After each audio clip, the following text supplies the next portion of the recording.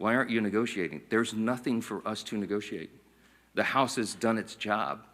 The House Republicans right now are working hard in their districts all around the country. They're meeting their constituents' needs. They're going and explaining and providing the answers, and they're trying to help them navigate through this madness. There's nothing for us to negotiate or to debate right now, because the House already did that. The House did its job. We passed our bill. We did the job to keep the government open, and now it's on the Senate Democrats.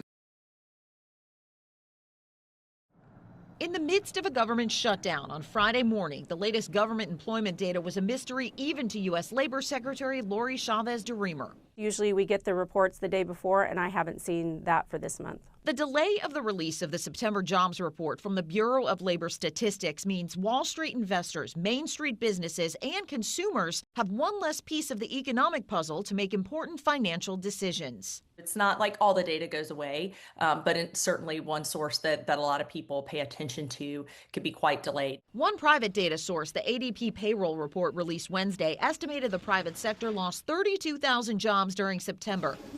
With healthcare and education adding jobs, most other sectors slumping, and small businesses with fewer than 50 employees shedding more jobs than larger companies. There's been this wait and see from employers in terms of whether they're going to hire. We've seen a number of employers, for other reasons, decide that they are going to contract their workforces, and so we're seeing those announcements as well. If a shutdown drags on and continues to stall the release of future economic reports, the Federal Reserve could be without key data when they meet for their next move on interest rates at the end of the month.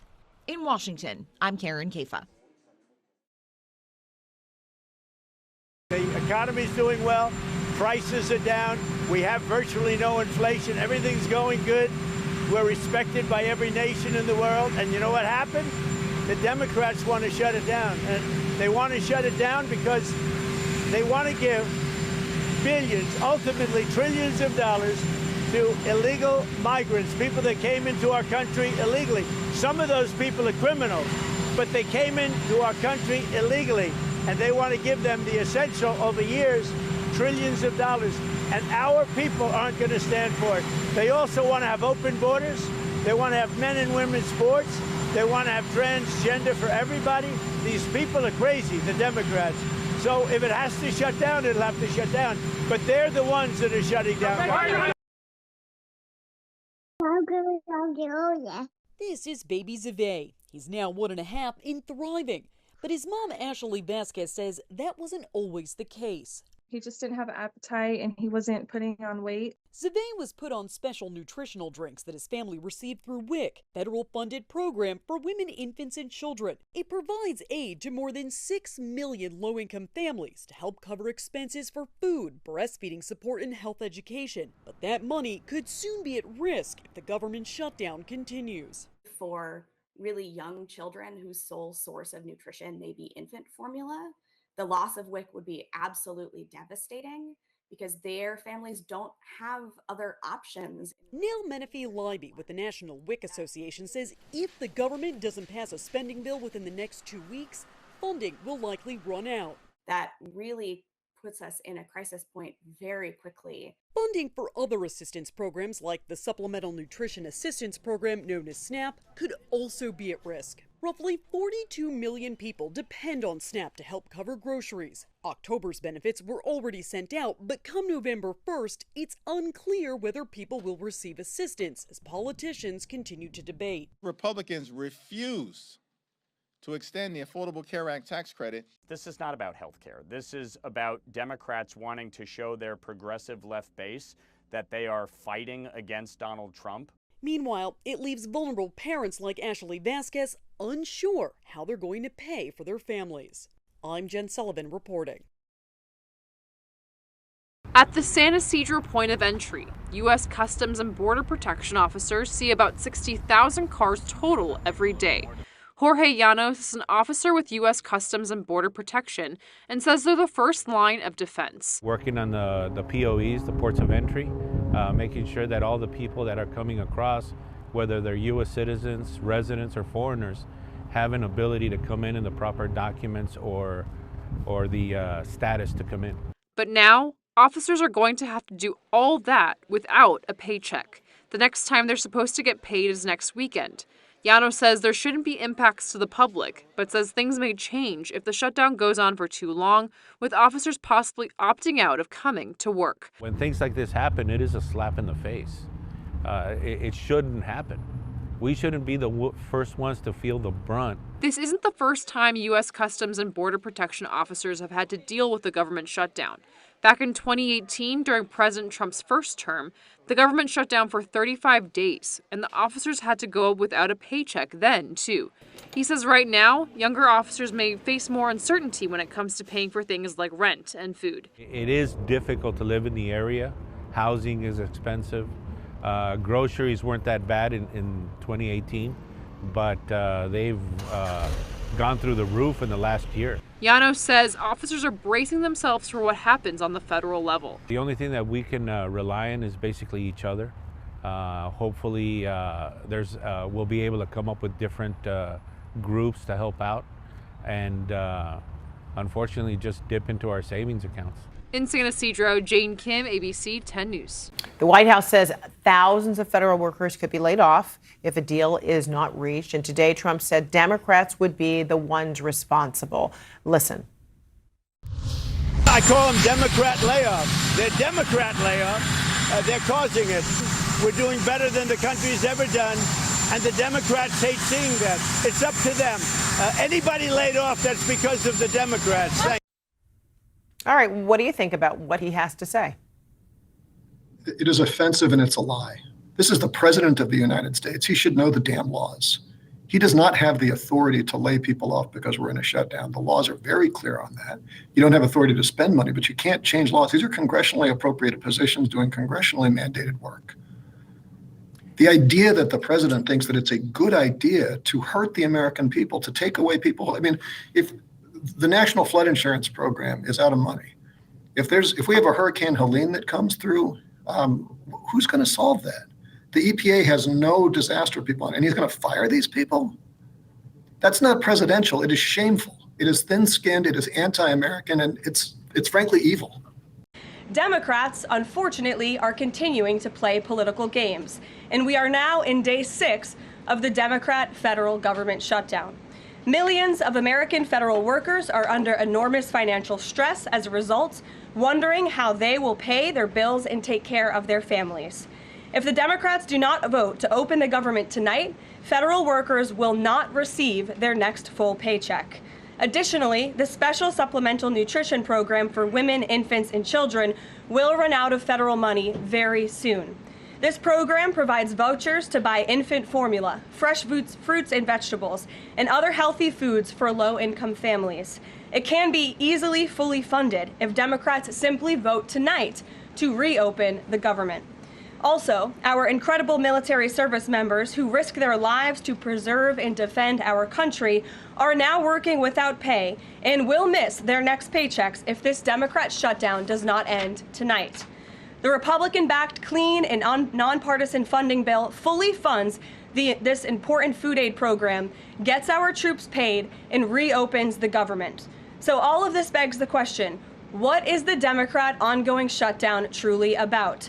The sad truth, we believe, is that the Democrats intentionally shut down the government and are inflicting this pain on American citizens to try and demand free health care for illegal aliens. Of course, this is an indefensible and truly radical policy to be in favor of, let alone to use as the primary reason to shut down the United States government. So the Democrats and their allies are desperately lying about their true motivations. We have to set the record straight with the facts so the American people understand what's really at play here. House Republicans passed a clean and nonpartisan funding bill to keep the government open and ensure our troops and other hardworking Americans are paid. Every single House Democrat except one voted against this clean and nonpartisan funding bill. Senate Republicans have subsequently tried to pass this same clean funding bill 4 separate times, and they will do so again tonight, to fully pass it to be sent to the president's desk for signature. And the president is ready to sign this bill to reopen the government as soon as it is sent to his desk. Yet every single Senate Democrat except 3 have voted against this clean and nonpartisan funding bill. The Democrats' current position is that the only way the American government can reopen is if illegal aliens can get free health care. Don't take my word for it, just look at what's inside of the Democrats' proposal to reopen the government. Their funding proposal would result in nearly $200 billion spent on health care for illegal aliens and other non-citizens over the next decade. To put this in perspective, $200 billion is enough money to fund the entire children's health insurance program, which provides health insurance to low-income children and women. Under the Democrats' proposal, the millions of illegal aliens who improperly were granted asylum and paroled under the Biden administration would once again be allowed to receive Medicaid benefits. It does not end there. The Democrat proposal would also require Medicaid to pay more for emergency care provided to illegal aliens than it does for American patients who are disabled, elderly, or children. When someone shows you who they are, believe them. The Democrat Party has unfortunately closed our government, costing Americans their jobs, threatening our military readiness, harming our economy, and causing chaos, all to help the illegals who broke into our country.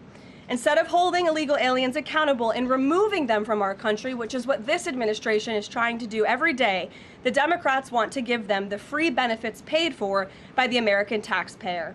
Democrats in 2025 are for illegal aliens first and Americans last. This is the reality we are unfortunately facing right now in Washington, D.C. President Trump and Republicans will not give in to these radical demands. The president and Republicans have a sacred responsibility to serve and protect the interests of their constituents, the American people. That's why we are backing a clean and nonpartisan funding bill with no strings attached to reopen the government. Democrats should do what they did 13 separate times under Joe Biden and vote for this exact same type of funding bill. Now the Senate will vote tonight for the 5th time to reopen the government on the 6th day of this shutdown. All we need are an additional 5 Democrat senators to end this madness and vote for the clean funding bill to reopen the government. If you are an American watching at home right now, call your Democrat senators and tell them to do the right thing and end this shutdown. Back to Capitol Hill to try passing a bill to end the government shutdown. And thanks for joining us. You are watching the National News Desk, America's News Now. I'm Jan Jeffcoat. It is Monday, October 6th, and today Senate Republicans will bring a funding bill forward once again to see if any more Democrats get on board to end the shutdown. Angela Brown in for Mark Boyle at the live desk with the latest on this. What are you hearing, Angela? Any progress over the weekend? We are not hearing that any Democrats are going to be breaking ranks anytime soon, but these things, of course, as you know, can change in a heartbeat. At this hour, the government shutdown is entering a second week. The Senate is expected to reconvene this afternoon to vote on a bill to fund the government. The bill has already passed in the House but failed in the Senate a number of times last week. Both sides are now accusing the other of acting in bad faith. The reason the government is closed is because Chuck Schumer and 43 of his Democrat colleagues in the Senate have decided now to vote multiple times to keep the government closed. Well, unfortunately, Republicans are lying because they're losing in the court of public opinion as it relates to what's going on right now. We are standing up for the health care of hardworking American taxpayers.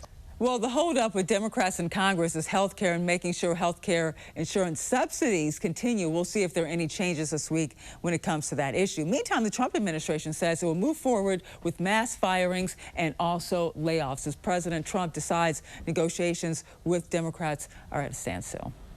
I think that if the president decides that the negotiations are absolutely going nowhere, then there will start to be layoffs. Well, members of the White House cabinet are hopeful to avoid any firings by Democrats voting to reopen the government. That's what they're hoping for. We're tracking all of these storylines today right here at the live desk.